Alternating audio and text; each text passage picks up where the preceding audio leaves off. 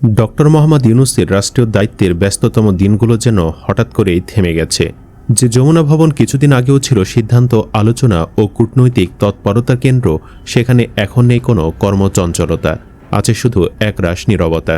সে নীরবতার মধ্যেই প্রশ্ন, সদ্য বিদায়ী অন্তর্বর্তী সরকারের প্রধান উপদেষ্টা ডক্টর মোহাম্মদ ইউনূস এখন কোথায়, কী নিয়ে বা কাটছে তার সময়? এই প্রশ্ন যখন জনমনে, তখন একটি ভিডিও ভাইরাল হয় সামাজিক যোগাযোগ মাধ্যমে। সেখানে দেখা যায় দায়িত্ব শেষে চরম অবহেলায় দেশ ছাড়ছেন সাবেক ইন্টারিম গভর্নমেন্টের চিফ অ্যাডভাইজার ডক্টর ইউনূস। যেখানে আরও দেখা যায় বিদায় বেলায় কেউ নেই তার পাশে, এমনকি নিজের লাগেজ পর্যন্ত তাকে নিজ হাতে বহন করতে হয়েছে। এমন দৃশ্য ভাইরাল হবার পর থেকেই অনেকেই তারেক রহমানকে পরামর্শ দিচ্ছেন বিএনপি সরকারে ডক্টর ইউনূসকে কাজে লাগাতে। কেউ কেউ বলছেন, বিএনপি যদি ইউনূসকে রাষ্ট্রপতি বা বড় কোনো পদ দেয়, তাহলে ইউনূস হতে পারবেন বিএনপির রক্ষাকর্তা। আসলে কি ইউনূসকে রাষ্ট্রপতি বানাবে বিএনপি? ইউনূসকে এই মুহূর্তে ঠিক কতটা দরকার বিএনপির? চলুন সেসব বিষয়ে আলোচনা করব জীবনের কথার আজকের ভিডিওতে। বিস্তারিত জানতে ভিডিওটি 1 সেকেন্ডও না টেনে শেষ পর্যন্ত দেখতে থাকুন। ইতিহাসে এমন কিছু সময় আসে যখন ব্যক্তি ও সময় যেন একে অপরকে খুঁজে নেয়। বাংলাদেশের রাজনৈতিক অভিযাত্রায় জুলাই অভ্যুত্থান পরবর্তী সময়টি ছিল তেমনই এক সন্ধিক্ষণ।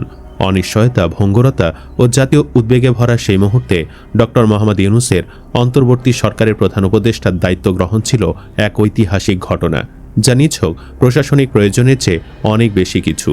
এটি ছিল নৈতিক সাহস ও গভীর জাতীয় দায়বদ্ধতার প্রতিফলন। জুলাই অভ্যুত্থানের সময় ডক্টর ইউনূস দেশের বাহিরে অবস্থান করছিলেন। তিনি তখন আন্তর্জাতিক দায়িত্ব ও বৈশ্বিক কর্মকাণ্ডে যুক্ত ছিলেন এবং দেশের ভেতরের দ্রুত পরিবর্তনশীল রাজনৈতিক পরিস্থিতির সাথে সরাসরি সম্পৃক্ত ছিলেন না। গুরুত্বপূর্ণ বিষয় হল, এই দায়িত্ব গ্রহণের কোনো ব্যক্তিগত আকাঙ্ক্ষায় তার ছিল না। রাজনৈতিক অস্থিরতার মধ্যে সীমিত সাংবিধানিক ক্ষমতা ও বিপুল জনপ্রত্যাশার ভার নিয়ে একটি অন্তর্বর্তী সরকারের নেতৃত্ব দেওয়া কোনোভাবেই আরামদায়ক বা আকর্ষণীয় ছিল না। তবু জুলাই অভ্যুত্থানের অগ্রভাগে থাকা ছাত্র নেতারা, নাগরিক সমাজের প্রতিনিধিরা এবং বিভিন্ন দায়িত্বশীল মহল বিশ্বাস করতেন, এই সংকটকালে কেবল একজন আন্তর্জাতিকভাবে গ্রহণযোগ্য ও নৈতিক উচ্চতায় অধিষ্ঠিত ব্যক্তি দেশকে স্থিতিশীলতার পথে এগিয়ে নিতে পারবেন। জাতীয় প্রয়োজনের তাগিদেই ডক্টর মোহাম্মদ ইউনূস শেষ পর্যন্ত এই দায়িত্ব গ্রহণে সম্মত হন। এটি ছিল ক্ষমতার লোভ থেকে নেওয়া কোনো সিদ্ধান্ত নয়, বরং আত্মত্যাগমূলক নেতৃত্বের এক স্পষ্ট দৃষ্টান্ত। কিন্তু আজ বড্ড আফসোস লাগে যে ইউনূস রক্তপাতহীন নির্বাচন দিয়ে বিএনপিকে ক্ষমতার শীর্ষে বসালো, সেই ইউনূসকেই মূল্যায়ন করল না তারেক রহমানের সরকার। না হলে কি আর এভাবে একাকী দেশ ত্যাগ করতে হয়, নিজের লাগেজ নিজেকে বহন করতে হয়? যাই হোক, মূল আলোচনায় ফিরি। অন্তর্বর্তী সরকারের প্রধান উপদেষ্টা হিসেবে ডক্টর ইউনূসকে কাজ করতে হয়েছে কঠোর বাস্তবতার মধ্যে।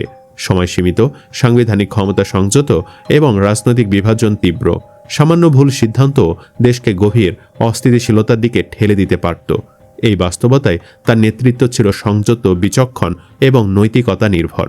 তিনি কখনোই এই দায়িত্বকে ব্যক্তিগত মর্যাদা বা রাজনৈতিক অবস্থান শক্ত করার হাতিয়ার হিসেবে ব্যবহার করেননি, বরং রাষ্ট্রের প্রশাসনিক ধারাবাহিকতা বজায় রাখা, শাসন ব্যবস্থাকে সচল রাখা এবং আন্তর্জাতিক পরিমণ্ডলে বাংলাদেশের বিশ্বাসযোগ্যতা অক্ষুণ্ণ রাখাই ছিল তার প্রধান লক্ষ্য। সংলাপের প্রতি তার আগ্রহ, ধৈর্য ও সংঘাত এড়িয়ে সমাধানের পথ খোঁজার মানসিকতা দেশকে একটি গুরুতর সংকট থেকে রক্ষা করেছে। ডক্টর মোহাম্মদ ইউনূসকে কেবল অন্তর্বর্তী সরকারের প্রধান উপদেষ্টা হিসেবে মূল্যায়ন করলে তার প্রকৃত অবদানকে খাটো করা হবে। তিনি সেই বিরল বৈশ্বিক ব্যক্তিত্বদের একজন, যারা আনুষ্ঠানিক ক্ষমতায় না থেকেও একটি দেশের কণ্ঠস্বর ও মূল্যবোধকে বিশ্ব দরবারে তুলে ধরতে পারেন। ক্ষুদ্র ঋণ ও সামাজিক ব্যবসার ধারণার মাধ্যমে তিনি দারিদ্র্য বিমোচন সম্পর্কে বৈশ্বিক চিন্তাধারায় মৌলিক পরিবর্তন এনেছেন। উন্নয়ন যে কেবল রাষ্ট্র বা কর্পোরেট কাঠামোর মধ্যে সীমাবদ্ধ নয়, এই সত্য তিনি বাস্তব উদাহরণ দিয়ে বিশ্ববাসীর সামনে তুলে ধরেছেন। নোবেল শান্তি পুরস্কারপ্রাপ্ত এই বাংলাদেশি বিশ্ব নাগরিকের পরিচয় কোনো রাজনৈতিক পদে সীমাবদ্ধ নয়। এটি কয়েক দশকের নিরলস কাজ, নৈতিক অবস্থান ও মানবিক দর্শনের ফল। বিশ্ব রাজনীতিতে এমন মানুষের সংখ্যা হাতে গোনা, যারা ক্ষমতার বাহিরে থেকেও আন্তর্জাতিক পরিমণ্ডলে একটি দেশের প্রতিনিধিত্ব করতে পারেন। ডক্টর মোহাম্মদ ইউনূস সে বিরল ব্যতিক্রম। জাতিসংঘ, ইউরোপীয় ইউনিয়ন, বিশ্বব্যাংক, আন্তর্জাতিক বিশ্ববিদ্যালয়, উন্নয়ন সংস্থা ও বৈশ্বিক নীতি নির্ধারকদের কাছে তার গ্রহণযোগ্যতা প্রশ্নাতীত। বিশেষভাবে উল্লেখযোগ্য, বাংলাদেশের স্বাধীনতার পর ডক্টর মোহাম্মদ ইউনূস সম্ভবত একমাত্র সরকার প্রধান যিনি ভারতের সাথে সম্পর্কের ক্ষেত্রে সমতা, আত্মমর্যাদা ও নৈতিক দৃঢ়তার ভিত্তিতে চোখে চোখ রেখে কথা বলার সক্ষমতা অর্জন করেছেন। এ অবস্থান কোনো উচ্চকণ্ঠ জাতীয়তাবাদ বা সংঘাতমূলক কূটনীতির ফল নয়, বরং এটি এসেছে তার আন্তর্জাতিক গ্রহণযোগ্যতা, ব্যক্তিগত মর্যাদা ও দীর্ঘদিনের বৈশ্বিক নেতৃত্বের অভিজ্ঞতা থেকে। ফলে ভারতের নীতি নির্ধারক মহলেও তিনি একজন বিশ্বাসযোগ্য ও সম্মানিত আলোচক হিসেবে বিবেচিত হন, যা বাংলাদেশের কূটনৈতিক ইতিহাসে এক বিরল ও তাৎপর্যপূর্ণ দৃষ্টান্ত। এই গ্রহণযোগ্যতা কোনো সরকারি পদ থেকে পাওয়া নয়, এটি অর্জিত হয়েছে সততা, নৈতিক ধারাবাহিকতা এবং মানুষের ক্ষমতায়নে অবিচল বিশ্বাসের মাধ্যমে। বর্তমানে ক্ষমতায় উঠেছে তারেক রহমানের বিএনপি সরকার। লন্ডনের সাবেক মেয়র টাওয়ার হ্যামলেটস বলেছেন, ডক্টর ইউনূসের এই নৈতিক পুঁজি কিভাবে জাতীয় স্বার্থে ব্যবহার করা যায় সে বিষয়ে বিএনপির উচিত গভীরভাবে ভাবা। তিনি হতে পারেন বাংলাদেশের আন্তর্জাতিক বিশেষ দূত বা অ্যাম্বাসেডর অ্যাট লার্জ, যার মাধ্যমে দেশের ভাবমর্যাদা উন্নত হবে, দায়িত্বশীল বিদেশি বিনিয়োগ আসবে এবং জলবায়ু পরিবর্তন, দারিদ্র্য, অভিবাসন ও মানবিক সংকটের মতো বৈশ্বিক ইস্যুতে বাংলাদেশের কণ্ঠ আরও জোরালোভাবে তুলে ধরা যাবে। লন্ডনের সাবেক মেয়র টাওয়ার হ্যামলেটস আরও বলেছেন, ডক্টর মোহাম্মদ ইউনূসের নেতৃত্ব কেবল তাত্ত্বিক আলোচনার বিষয় নয়, এটি বাস্তব অভিজ্ঞতায় প্রমাণিত। নোবেল শান্তি পুরস্কার লাভের পর তিনি যখন যুক্তরাজ্য সফর করেন এবং পরবর্তীতে বাংলাদেশে প্রত্যাবর্তন করেন, তখন তার সম্মানে একটি বৃহৎ সংবর্ধনার আয়োজন করা হয়, যা যৌথভাবে সংগঠিত করে যুক্তরাজ্যের বাংলাদেশি কমিউনিটি ও টাওয়ার হ্যামলেটস কাউন্সিল। সে সময় আমি টাওয়ার হ্যামলেটস কাউন্সিলর মেয়র হিসেবে দায়িত্ব পালন করছিলাম এবং সেই সংবর্ধনার কনভেনর ও চেয়ার হিসাবে কাজ করার সৌভাগ্য হয়। অনুষ্ঠানটিতে যুক্তরাজ্যের বহু সাংস্কৃতিক সমাজের মানুষের স্বতঃস্ফূর্ত অংশগ্রহণ ও আন্তরিক ভালোবাসা ডক্টর ইউনূসকে গভীরভাবে স্পর্শ করেছিল। এই অভিজ্ঞতা তাকে কেবল একজন বাংলাদেশি নয়, বরং একজন বৈশ্বিক মানবিক নেতার আসনে আরও দৃঢ়ভাবে প্রতিষ্ঠিত করে। আমি নিজেও প্রায় 2 দশক ধরে যুক্তরাজ্যের স্থানীয় সরকারের প্রশাসনিক নেতৃত্বে কাজ করেছি।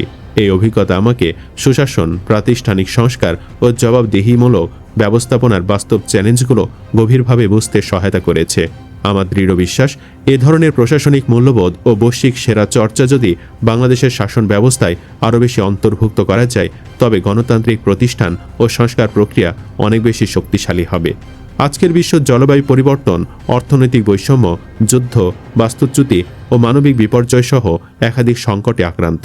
এসব সংকট কেবল সামরিক বা অর্থনৈতিক শক্তি দিয়ে মোকাবেলা করা সম্ভব নয়। এর জন্য প্রয়োজন নৈতিক নেতৃত্ব ও মানবকেন্দ্রিক দৃষ্টিভঙ্গি। এই প্রেক্ষাপটে ডক্টর মোহাম্মদ ইউনূসের চিন্তা ও অভিজ্ঞতা বিশেষভাবে প্রাসঙ্গিক।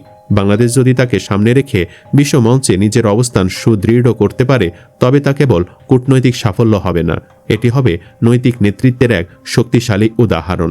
ক্ষমতা ক্ষণস্থায়ী, কিন্তু সম্মান, বিশ্বাস ও আন্তর্জাতিক গ্রহণযোগ্যতা দীর্ঘদিনের সাধনায় অর্জিত হয়। ডক্টর মোহাম্মদ ইউনূস সেই সম্মান অর্জন করেছেন নিরলস কাজ, আত্মনিবেদন ও নৈতিক অবস্থানের মাধ্যমে।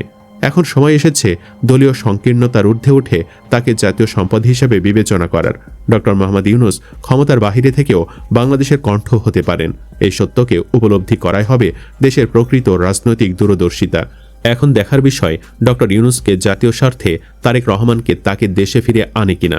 সুপ্রিয় দর্শক, ডক্টর ইউনূসকে বাংলাদেশের রাষ্ট্রপতি হিসেবে দেখতে চান কিনা কমেন্ট বক্সে জানিয়ে দিন আপনার মতামত। ভিডিও ভালো লাগলে লাইক দিন এবং চ্যানেলটি সাবস্ক্রাইব করুন। ধন্যবাদ।